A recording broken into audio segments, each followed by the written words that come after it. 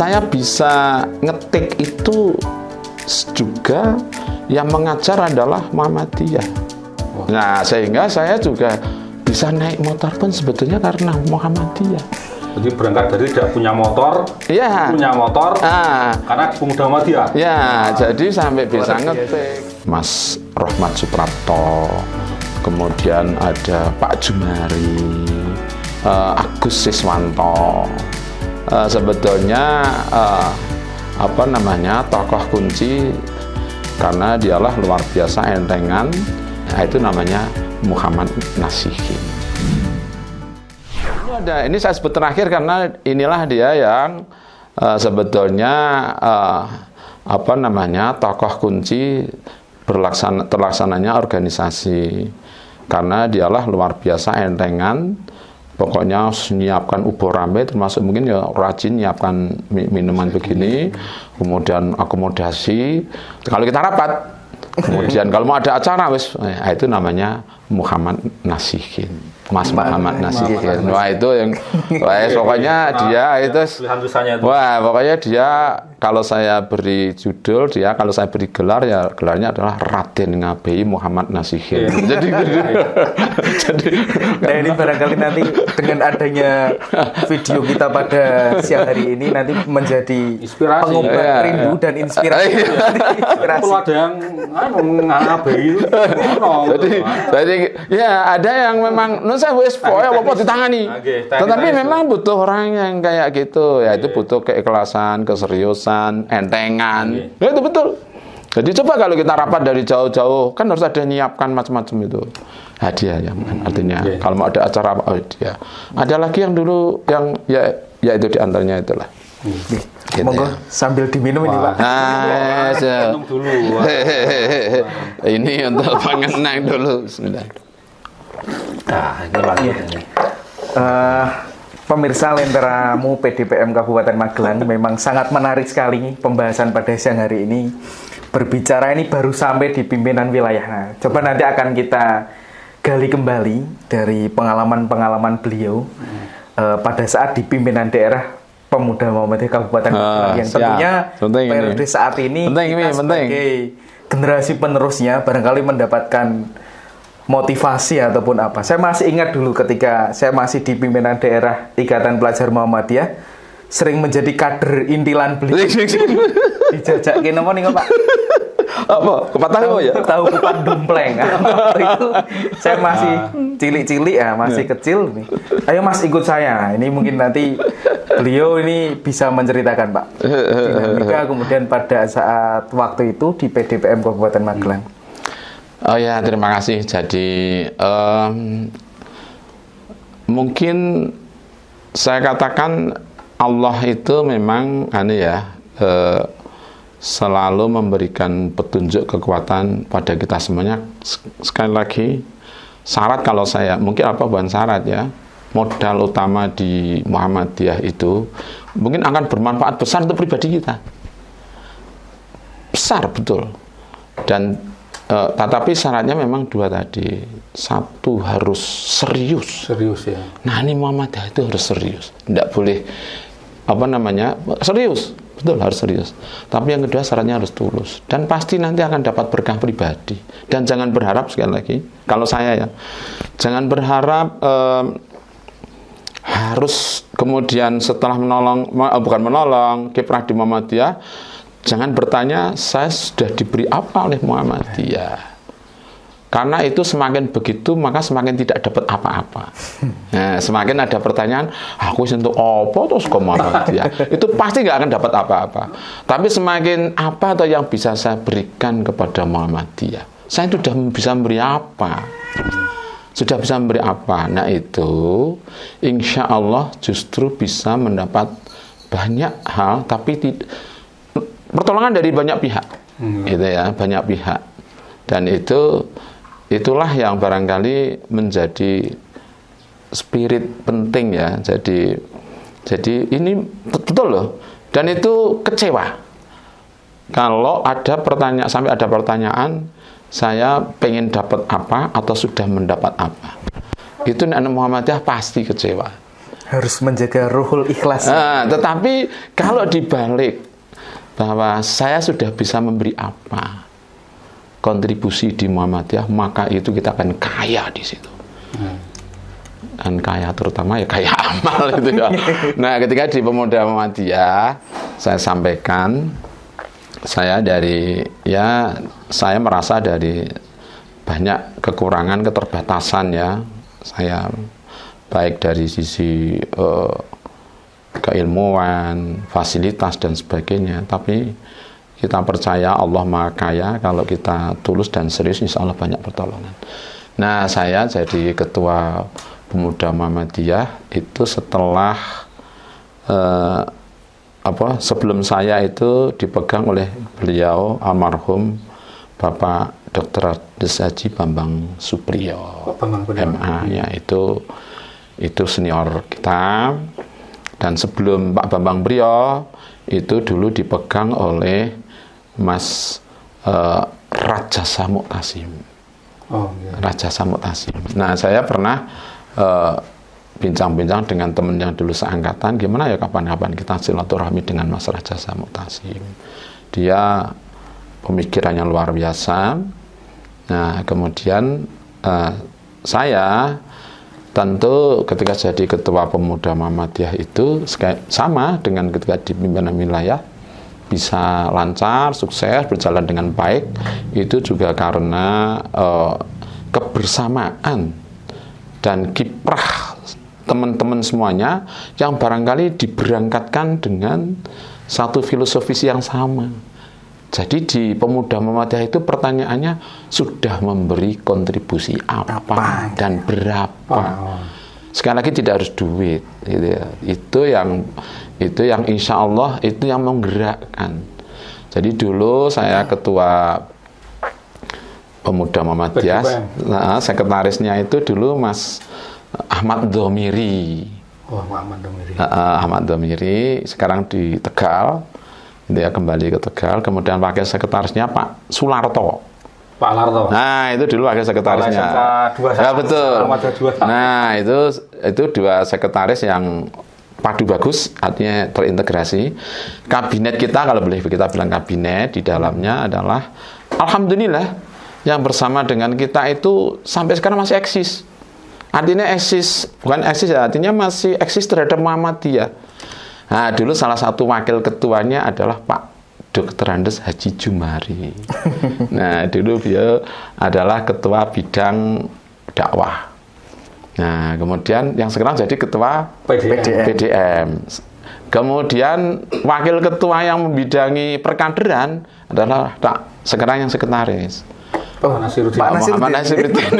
Luar biasa ini. Itu dia. Sekarang masih. Ya, jadi beliau adalah wakil ketua yang bidang perkaderan. Ini memang inti ketika kita bukan yang lain tidak penting, tetapi bahwa yang menjadi inti penting di dalam gerakan di Pemuda Muhammadiyah adalah di perkaderan dan di dakwah.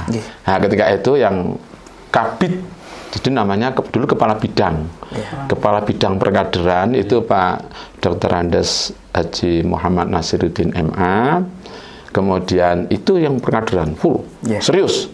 Beliau makan nanti kalau ini dari perkaderan nganu dengan Pak Nasiruddin, ya ini beliau dulu adalah tidak salah kalau tanya dengan dulu Kabid perkaderan, gitu. Ya sama dengan mungkin itu ya. Ya mungkin kalau Pak Jumari yang dakwah. Nah itu diantaranya. Yang lain nanti kalau nggak saya sebut juga tidak domeni, ada dulu Pak Sularto. Kemudian ada Pak siapa itu? Ya itu di antara yang bukan yang lain tidak penting ya, tetapi ini waktunya ya nanti. Kali ini Pak, pertanyaan yang yang bagi kami yang akan kami tanyakan adalah dengan berjalannya dan pengalaman panjenengan sebagai di PBPM Jawa Tengah, kemudian di PDPM Kabupaten Magelang, falsafah perkaderan atau makna perkaderan seperti sebenarnya itu seperti apa, Bapak? Oh ya, jadi Kalau itu karena kita Muhammadiyah itu kan melandaskan Quran dan hadis. Jadi filosofis yang menggerakkan kita dalam hal perkaderan, baik dulu ketika saya di Pemuda Muhammadiyah maupun kemudian ikut membantu di Muhammadiyah. Ini ada dua hal, ada mungkin dalil nakli dan dalil akli ya. Nah, di dalil naklinya adalah kita semuanya tahu, saya kira teman-teman Pemuda Muhammadiyah, pemirsa Lenteramu semuanya, ini menurut saya bisa jadi kejadian roh perkaderan. Jadi kan Rasulullah itu kan memerintahkan atau memberikan garis pada kita itu kan mangkana yaumuhu khairan min amsihi fahuwa robihun wa mangkana yaumuhu mithla amsihi fahuwa maghbunun wa mangkana yaumuhu syarom min amsihi fahuwa malaunun. Ini penting untuk kita, dan itu sebetulnya adalah filsafat kerja orang Islam sebetulnya, termasuk kita terutama perkaderan. Barang siapa yang hari ini itu lebih baik daripada hari kemarin, termasuk perkaderannya kalau itu ya. Jadi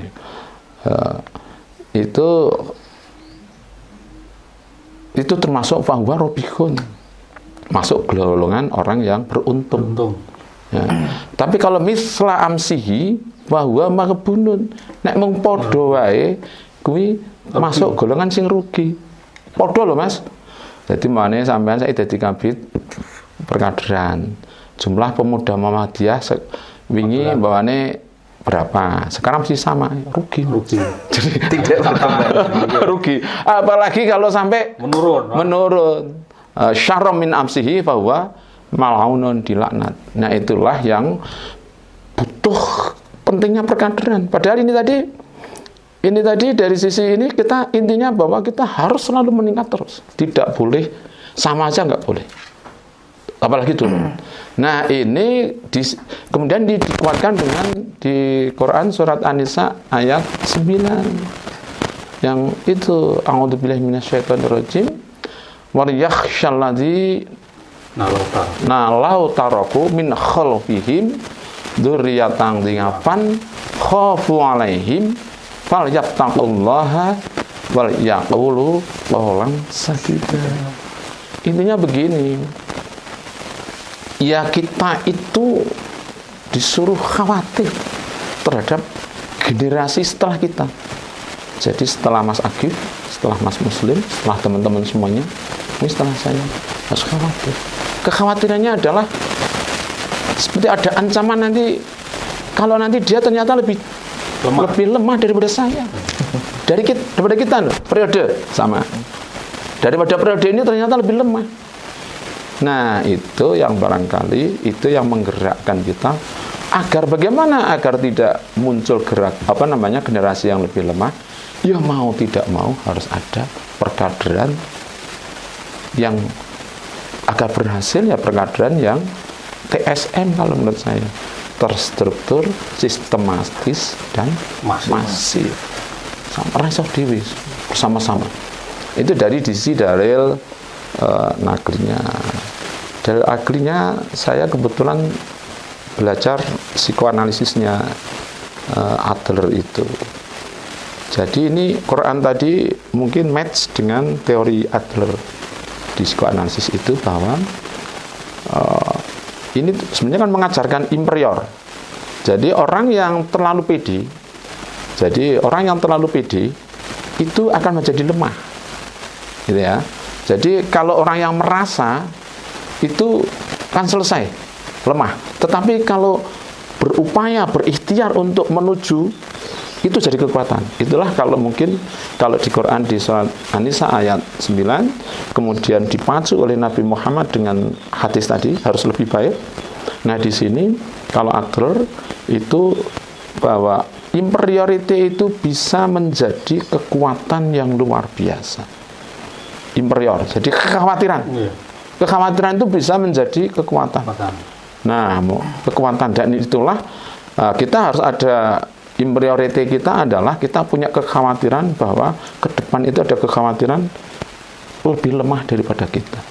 Agar tidak lemah, nah itulah yang menggerakkan kita lewat perkaderan. Mungkin dengan teori Adler itu kalau saya bisa membuat cara gampangnya jadi kepepet is power.